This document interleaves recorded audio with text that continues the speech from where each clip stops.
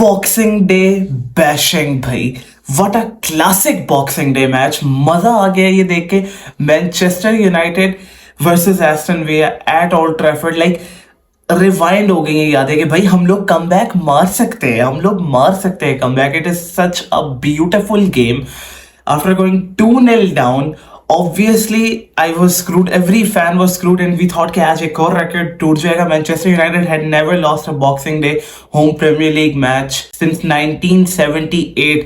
It was really terrifying क्योंकि यही लग रहा था कि टेन हाग के ऊपर और प्रेशर पाइल अप हो जाएगा, and soon enough जो नया भी बोर्ड आ रहा है probably इसकी सैकिंग के लिए कॉल कर देंगे. I was hating that moment. जब से हम लोगों ने पहला गोल कंसीड किया, the tempo of the team since the beginning of the game wasn't that good.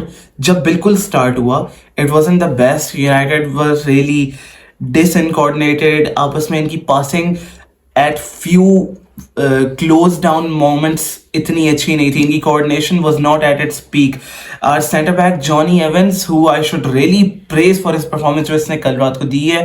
His tackles, his defensive appearance was on point. लेकिन बात ये समटाइम्स जो बॉल प्लेइंग सेंटर बैक्स का रोल होता है ना कभी कभार, when Jonny Evans took the ball quite forward up the pitch, मसला ये हो रहा था Rashford, Bruno, all of these guys were making their runs and sometimes they got pissed off at Evans क्योंकि ये बॉल नहीं निकाल रहा था. एंड इंस्टेड इसने टाइम वेस्ट किया और उनके रन्स वेस्ट किए, और एक दो दफा बल्कि काफी दफा ऑफ साइड भी हुए. United were caught of side many times last night. Unai emery की स्पेशलिटी है वो, he keeps making people fall into their of side trap. अब बात ये है, जो पहला गोल हम लोगों ने कंसीड किया, क्लासिक ओनाना मूव था वो. And I just don't even know. पहली बात तो जब मैंने उस बेगैरत जमैकन को देख लिया था ना, जब वो उसके साथ उंगल कर रहा था ओनाना के साथ, I had a feeling, I had a hint के भाई ये कुछ ना कुछ होगा इस सेट पीस पे, कुछ ना कुछ होगा. उधर से डायरेक्ट गोल खा लिया. आई स्टिल थिंक के बड़ा जो है ना controversial गोल था. even though Oli might have not gotten a touch on it, I still think मतलब according to VAR टच नहीं था. आई थिंक कि हल्का सा हिंट था. on top of that भाई, to add upon our misery, जब मैं कह रहा था कि भाई अब तो तुन के रख दो, 1-0 हो गया है, I had already lost hope क्योंकि मैंने कहा खत्म. कमबैक्स कितने ही ऑफन आते हैं हमारे. The last comeback I remember under ten हाग वही था नॉटिंघम फॉरेस्ट के खिलाफ जो हम लोगों ने मारा था 2-0 से. नहीं 2-0 से नहीं, इट वाज 1-0 आई थिंक. खैर, that was the only comeback I could remember and मुझे कोई उम्मीद नहीं थी इस कमबैक की. उसके बाद दूसरा गोल भी आ गया भाई, लॉन्ग ले विद द असिस्ट. हम लोगों का सेटअप मुझे समझ में नहीं आया ना. It was so easy to concede. Box में हजारों प्लेयर्स भरे हुए हैं, गोल के अंदर भरे हुए हैं, लेकिन nobody was man marking Longley और any other sort of player for that fricking reason. मतलब व्हाई सारे अन्नों की तरह बैठे हुए हैं बॉक्स में.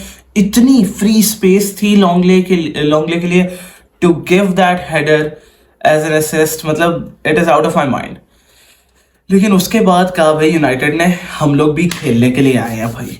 आई स्वेयर उसके बाद everything was on point. Even in the first half इनकी coordination, everything just really stuck together भाई, कि भाई इस मैच में हम लोगों ने कुछ करना ही करना है. एक कह लो ना स्विच फ्लिप हो गया था मैनचेस्टर यूनाइटेड का. Kobe Mainoo once again a brilliant performance. Johnny Evans a brilliant defensive performance. Varane great again. Diogo Dalot at the left back position great again. Sometimes obviously उसके लिए मुश्किल हुआ था क्योंकि लियोन बेली की dribbling is really difficult to judge. बहुत मुझे भी अच्छी लग रही थी उसकी ड्रिबलिंग, लेकिन still Diogo Dalot still did his part. और उसके बाद going forward as an inverted left back जो खेल रहा था ना Diogo Dalot, I think it was काफी सेंट्रल रोल था उस बंदे का कल. I really like that thing about yesterday क्योंकि Diogo Dalot having that central role, उसने काफी जो है ना अपनी जो फ्रीडम एक्सप्रेस कर पाया है वो अपनी मिडफील्ड के through. I really like that. उसके अलावा फिर obviously Spiderman बिसाका great again with his tackles and everything so on point. भाई मिडफील्ड में आई थिंक इस चीज का मुझे और सबको ही इंतजार था. I am so glad to सी.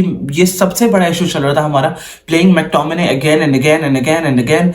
हम लोग मर गए थे. There was no creativity at all. Eriksen just came back, पहला मैच था उसको, और फिर भी बंदे ने ऑलमोस्ट पूरे 90 मिनट खेले हैं. भाई मर के आया था ये बंदा, रीबॉर्न हुआ था, फिर भी पूरे 90 मिनट खेले. Eriksen might have not had huge impact, मतलब कोई इस तरह का आप नहीं देखोगे गोली असिस्ट वगैरह, लेकिन भाई the share class of his passing, I love it. जो उसके फर्स्ट टचेस होते हैं, जो उसने पासेस निकालने होते हैं, जो उसने स्कैन उठाया हुआ होता है पिच का कि उसने कहाँ पास करना है before he even receives the ball, I love that thing about Eriksen. जो वो पासेस निकाल रहा होता है, आई एब्सोल्युटली लव दैट। एक पास उसने अपने ग्रेट डेन को भी निकाला था, हॉयलैंड साहब को, लेकिन at that moment Højlund took really heavy touch in the box, और जिसकी वजह से कोई भी थ्रेटनिंग अपॉर्चुनिटी नहीं बन पाई थी वो। लेकिन उसके अलावा भी I just love this thing about Eriksen, and I think Eriksen and Mainoo did work, मतलब इट डिड वर्क। ऑब्वियसली अगर कैसे मेरो एरिक्सन भी काम कर रहा था, for now this can work as well. It is a heck of a whole lot better than McTominay and Mainu. फिर उसके बाद obviously camp पे Bruno midfield, he played his part. It was a good performance. He gave his heart out, लेकिन there were obviously still some really shortcomings जिनको बंदा discuss तो कर सकता था। मतलब अगर लॉस होती तो फिर काफी ज्यादा ब्लेम obviously ब्रूनो पे जाता, लेकिन I still did not see that sheer class from him. मतलब Bruno is still not back to his best. He did play some good balls. काफी टेन हैग का सिस्टम ये जो है ना क्विक ट्रांजिशंस वाला, जिसके अंदर यूनाइटेड को चाहता है कि आप पहले जब 3 एट द बैक खिला ही रहे हो ट्रांजिशन में, और जब 5 इन द मिडफील्ड आ जाते हैं ना, तो फिर बात यही है कि क्विक बॉल्स निकालनी है, और एरिक्सन और ब्रूनो मिडफील्ड में बैठे हुए इस चीज के लिए। ब्रूनो ने कल भी बहुत प्यारी थ्रू बॉल्स निकाली हैं बीच में, आई मस्ट एग्री। उसने काफी लॉन्ग शॉट्स फिर से अपनी गंदी एक्यूरेसी से मारी हैं, कुछ पासेस गले भी दिए हैं, he gave away the possession a few times, लेकिन still it wasn't a bad performance from Bruno. Thinking about the fact कि अगर कुछ चांसेस हमारे फॉरवर्ड्स लाइक अलेहांड्रो गर्नाचो या रैशफोर्ड फिनिश कर पाते, क्योंकि मेनली इन्हीं को बॉल्स मिली थी। I still remember that amazing ball जो उसने first touch पे ब्रूनो ने दी थी over to Rashford, and Rashford could not do anything with that opportunity. वही ना, अभी Rashford, oh हाँ, अब इस बात पे आ जाते हैं भाई, Rashford also played a good game. I think इतना बेंच करवाना जो है ना has been really helpful for Rashford, उसको बेंच करना बार बार, क्योंकि सर्टेनली मुझे लास्ट सीजन वाला रैशफोर्ड नहीं नजर आया। He still looked a lot more better. जो अभी स्टार्ट ऑफ द सीजन से अभी तक जो खेल रहा था ना रैशफोर्ड, उस वर्जन से बहुत बेहतर रैशफोर्ड नजर आया कल रात को।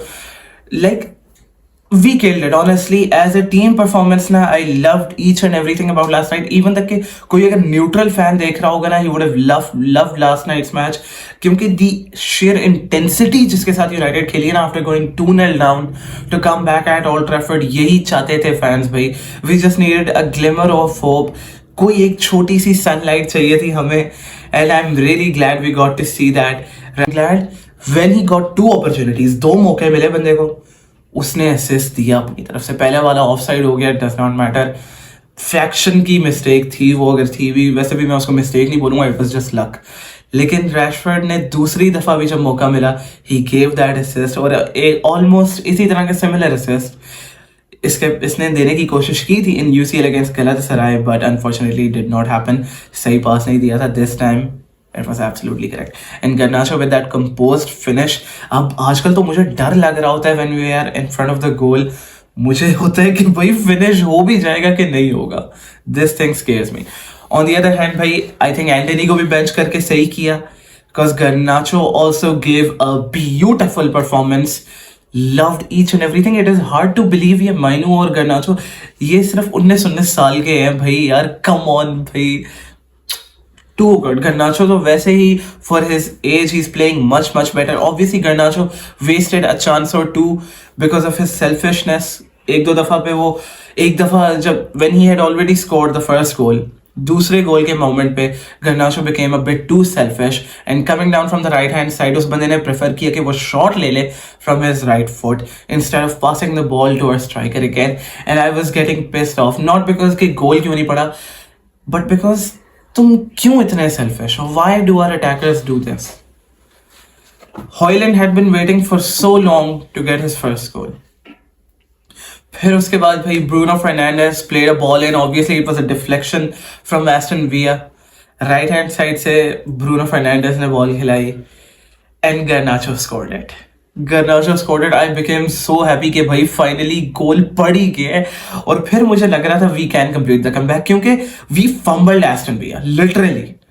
उनके होश ही नहीं रहते भाई एस्टन विला के. They could not do anything. हम लोगों ने बहुत गंदी तरह से ये जो हाई प्रेस करके रखा हुआ था, we were killing them.